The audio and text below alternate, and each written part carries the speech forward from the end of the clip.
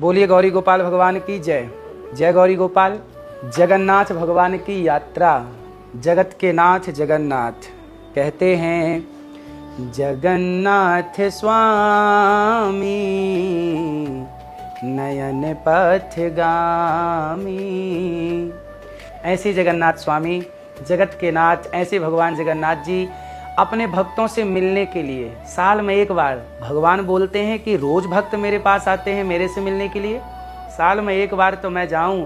तो भगवान जगन्नाथ जी की जो रथ यात्रा होती है वो भगवान अपने भक्तों से मिलने के लिए, भक्तों का हाल चाल देखने के लिए 16 जुलाई को भगवान जगन्नाथ जी अपने भक्तों का दर्श स्पर्श करने निकलेंगे। देखो, सारी जिंदगी हम सबकी डोर भगवान के हाथ में होती है और साल में एक बार जगन्नाथ जी की डोर भक्तों के हाथ में होती है।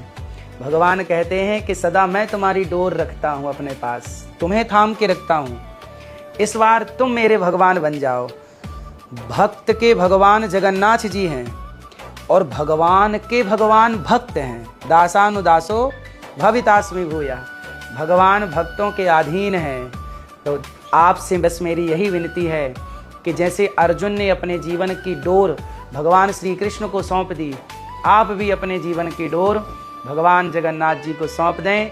भगवान कहते हैं ना कि मैंने तो सौंप दी अपने आप को आपको, अब आपकी बारी है, अर्थात भक्त की बारी है कि भक्त भी अपना समर्पण भगवान में करे और सब कुछ सौंप दे। अब सौंप दिया इस जीवन का सब भार तुम्हारे हाथों में। 16 जुलाई को भगवान जगन्नाथ जी निकलेंगे और कहाँ जाएंगे जानते हैं? अपनी मासी माँ गुंडीचा माँ से मिलने के लिए। एक राजा थे और राजा की एक रानी थी, उनकी कोई संतान नहीं थी। तो भगवान जगन्नाथ जी अपनी मासी माँ से बोले कोई वरदान मांग लो।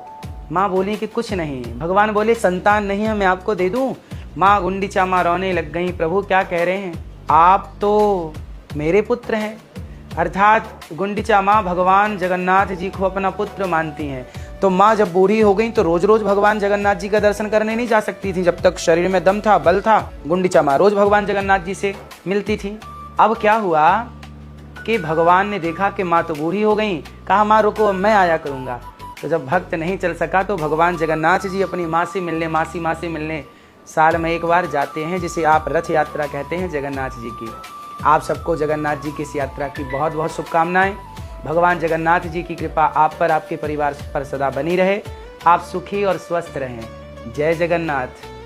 जय करुणा निधान जगन्नाथ स्वामी नयन पथगामी।